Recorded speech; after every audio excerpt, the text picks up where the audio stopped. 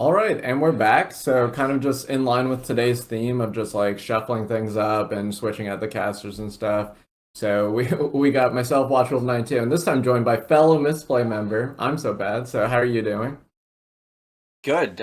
Thanks for having me. Excited to cast with you. I think this is our first time casting together. Yeah, yeah. Uh, Sorry, the and event didn't go as well as you might have hoped, but this is a good consolation prize. oh well, this was the plan all along. I knew that you guys were going to need me, so I was like, you know what?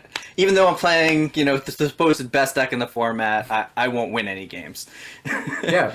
So speaking of people that are winning, though, we want to actually cut to the point slide just for how the season's kind of shaking up before the invitational, and we have quite a few members of our top eight that are looking to just up those points if they're not able to take it down today.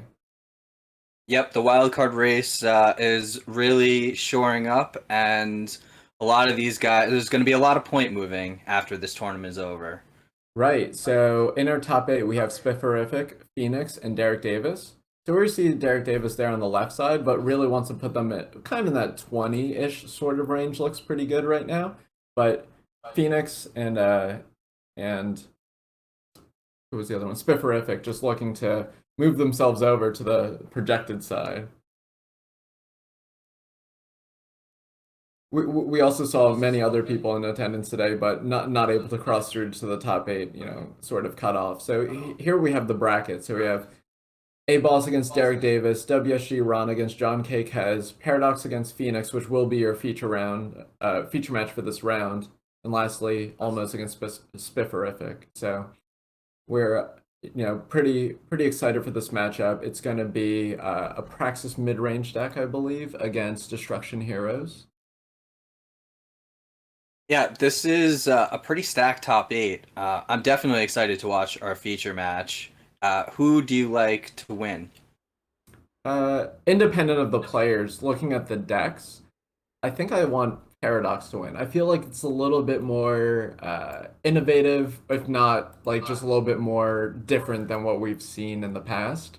And I just like seeing that kind of evolution of the format. And I feel like a good finish from Paradox can really shake things up before next weekend. Well, I think that actually Phoenix might be favored, but Hmm. I am willing to be wrong about that. Yeah, there's a lot of interesting things going on here in terms of the overall deck construction, and even so, Phoenix is also in Team Invoke Lethal, and we've seen people like Apple Chips play this sort of deck every week, and we kind of seen this evolving over time. So Phoenix choosing to play Wyatts along with Evelinas and along with Solix.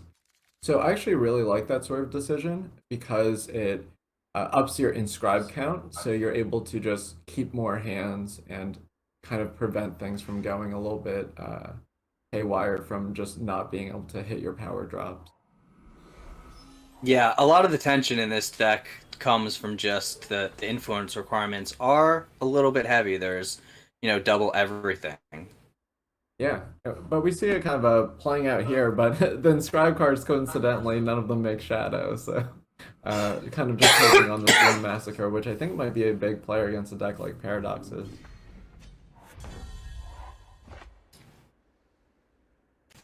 So, what do you think the role of this dashing scoundrel is trying to play? Like, what is it trying to allow Paradox to be able to attack into?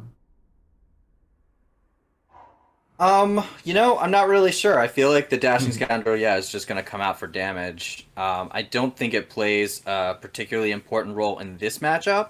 I Hmm. think it's more for, going into a black book or something that would easily be able to block some of the bigger units that Paradox needs to get in. Yep, I think Black Book is the main reason why you choose to play that card. And we're seeing Paradox kind of take off their fourth turn here. So as Phoenix, you actually know that Paradox's deck is very proactive, so that there's a lot of things that could be played. Sure, it could be like end of turn field medic, but just your average set of cards are like Phoenix can kind of just plan for you are definitely playing a five drop next turn because most of the cards are proactive enough to play here. And if you're going to play a five drop, then you're actually not going to remove my Vikram this turn. So that's kind of the decision being made here in terms of taking the scoundrel. Yeah, it's interesting. I'm not sure that I would have gone for that. I think I might have actually even thought of inscribing on that turn to make sure I hit 5. Hmm.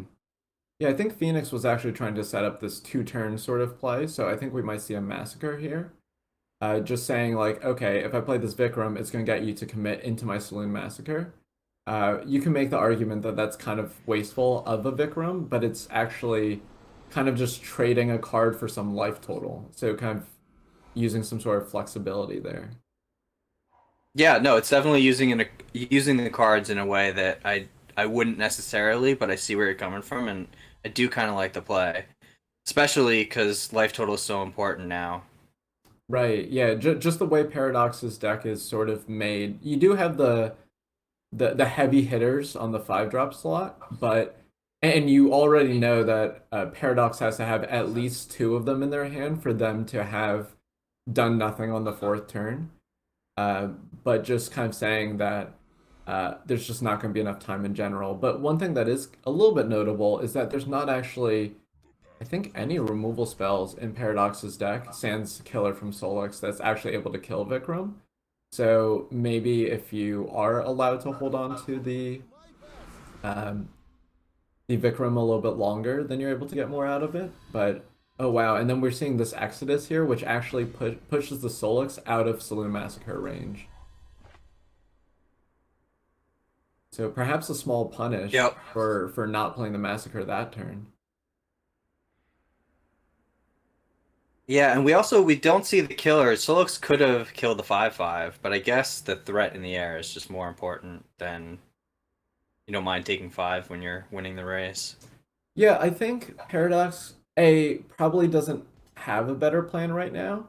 It is able to potentially ultimate the Solix next turn, um, which gives lethal here, and can probably deduce that if Krogar's the play on the previous turn, that Phoenix doesn't have a card like Vikram's Bomb, like some sort of easy way to be able to address the Solix. So I think I do like this decision. So this prevents the ultimating of the Solix, kind of allowing Phoenix one more turn to draw a card like Vikram or Vikram's Bomb to be able to deal with the Solix. Yeah, but we're still playing off the top of the deck because Paradox is threatening lethal. Yeah, and Wyatt that's going to be enough. is, So, yeah.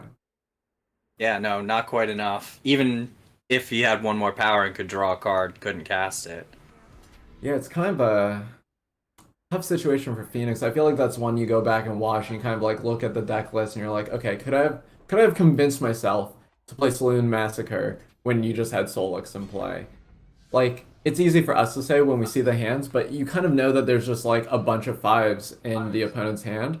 So if you're able to get two of those fives for your second Massacre, that would have been really good. And since your Krogar doesn't die to the Massacre, I think that's why we saw Krogar played, saying only Exodus, like, or I guess Battlefront Dasher, like anything that would have pumped the Solix 5 was the only real punish if the hand is all a bunch of 5 drops. So I think Phoenix, like it looked bad there, but I think Phoenix was trying to play for the game where I know you have two or more 5 drops in your hand, and I don't have many removal spells, so I want to maximize the amount of time I can get it all. Yeah, that's a really good analysis. These practice charge decks are really difficult to play against because they just have so many threats that are almost guaranteed to do you damage once, even if you have the removal spell ready. Right, they kind of just put you to the test really quickly. And one thing that's like a little bit, I wouldn't say uncommon in Expedition especially, but is kind of the case here is you kind of get like you get the curve of being allowed to 1, 2, 3, 4, 5, but you also are allowed these like weird like rampy sort of things where you can actually play like Apprentice Mage as your 2 with no 1 drop. Then you can actually play like a 4 or 5 like a little bit sooner. So the way the structure is kind of interesting to me. I do have headphones. Is So there an echo? Oh, it wasn't plugged in all the way. Jesus. it's all Sorry. good. No, it's fine. Yeah, a little behind the scenes stuff there, but so we're seeing game two just kind of Paradox coming out of the gates, and we're seeing, that key apprentice mage that I was talking about that allows you to get into the fives a little bit quicker. Uh, so right now on Phoenix's side, some interesting tension where the draws call the hit. You like kind of want Scribe to be able to play your Rat King, but you know that like the creme de la creme for Paradox are these five drops. And you're kind of not very well situated against that. So I think we might see instead like a call to hit into Sindane that I think you actually don't contract the Sindane. That way you're allowed to attack and then Krogar. Yep, and you called it. That came down exactly like that. Yeah, the only punish for this is Hexavore. Um, because you wouldn't be able to profitably attack into Hexavore, but all the other fours are actually fine for you because of the Valor on the Sindane. So do you think we're gonna see a Krogar? Yep, okay. Yeah. Yeah, so Krogar is pretty good here because it allows you to kind of like stymie a lot of the not as good charge assault. So imagine if it's like a Battlefront Dasher plus like another three drop or something, you're now allowed to block into that, and you trade with Evelina, which is probably one of Paradox's best cards if they're close to empty, which happens to be the case here. Yep, spot on.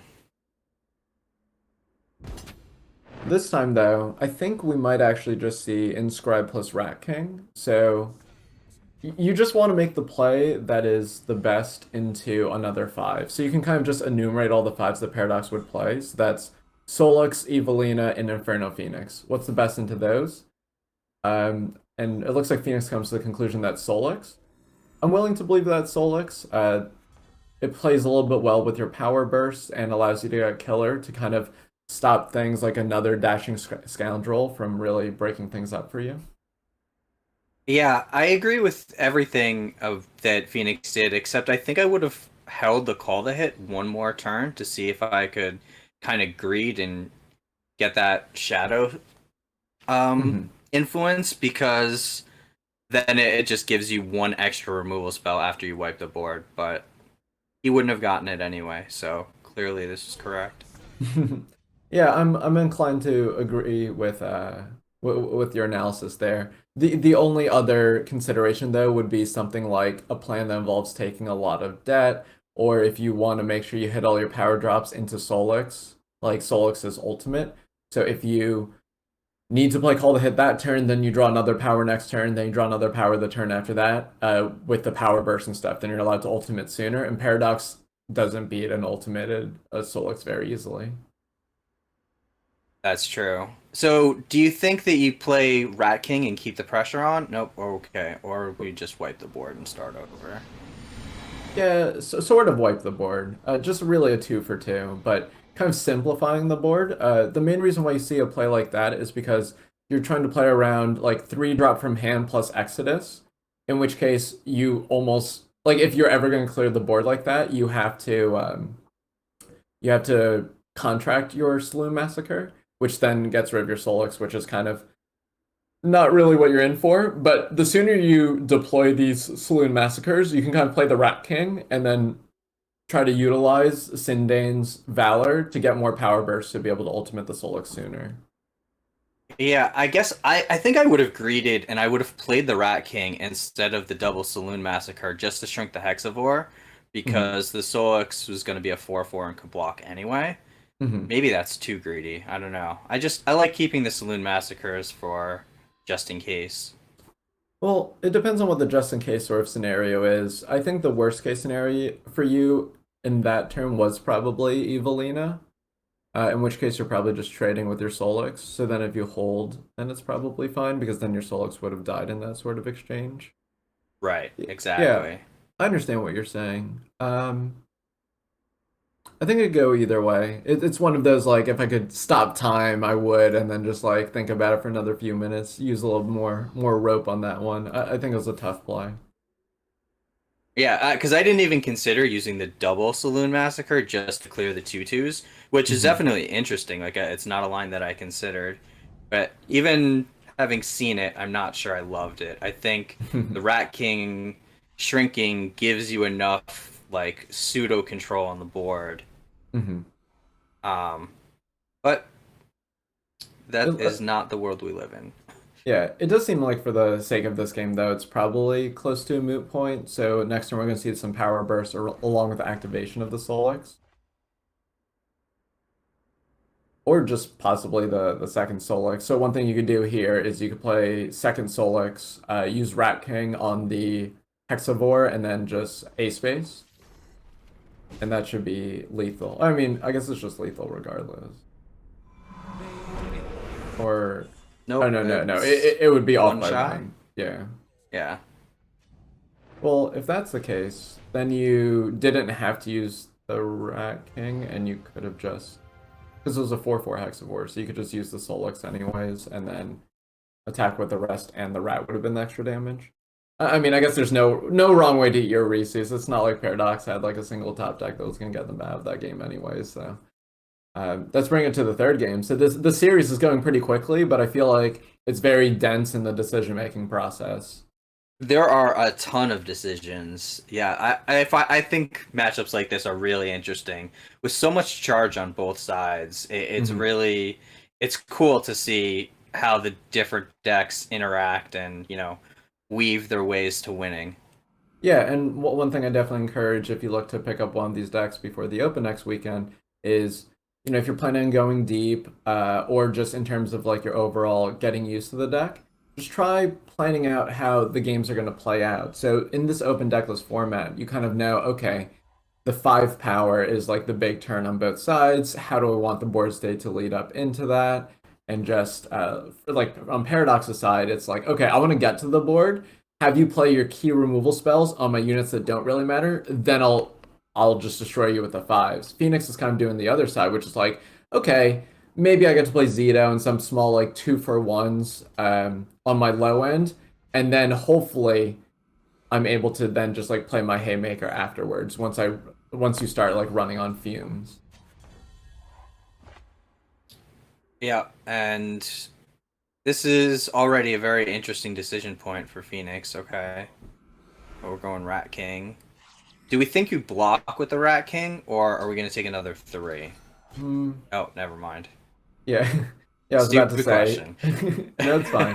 Being able to hit Evelina though. So that's another thing that the Myers Musket does that's like pretty cool. So I was talking about Apprentice Mage in terms of allowing you to go into your fives, but by playing 12 fives in your deck, 4 Solix, 4 Evelina, and 4 Inferno Phoenix, your Myers Musket actually hits the fives like a decent amount of the time, and kind of getting paid off there by playing this, surprise Evelina. If you're Phoenix, like I guess you have to massacre, but that doesn't even feel good. You know that minimally the free Reinarch is going to come down, if not worse. Yeah, and Combust is your only answer to the Rhine. Oh no, he's got the. He can kill the Reinarch. Okay. So yeah, I guess you do have to Saloon Massacre. So this play is pretty interesting. So this play is trying to almost maximize the Saloon Massacre. So one thing that's pretty cool is that you can just like maybe Paradox comes to the conclusion that you don't have Saloon Massacre because maybe that was a good enough board. So then you can goad them into like playing something else into your Saloon Massacre instead of the Reinarch. The other thing is, ideally, you want to use the Combust before the Saloon Massacre because the rats are kind of not great. But if you Saloon Massacre, you don't have many leftovers to be able to use the Combust. Yeah, no idea what's gonna happen here. Not gonna lie. I think we're gonna inscribe Evelina, but beyond that, Yeah, you're kind of priced in a few different fronts, so you kind of have to enumerate all the things that can happen. If your goal is to loosely try to play around, like you lose to Phoenix, uh, and then Solix you can beat if you play Slew Massacre this turn and you draw like another small unit or Vikram's Bomb afterwards. If we see this attack, it just means that it has to be Slew Massacre. And I also agree that Saloon Massacre is pretty much the only way you can come up with a winning board state. And there was the Evelina inscribed that you talked about earlier, and probably keeping the call to hit just in case the leftovers are a bunch of small units. okay. So we see two gorillas here instead of the 5/5.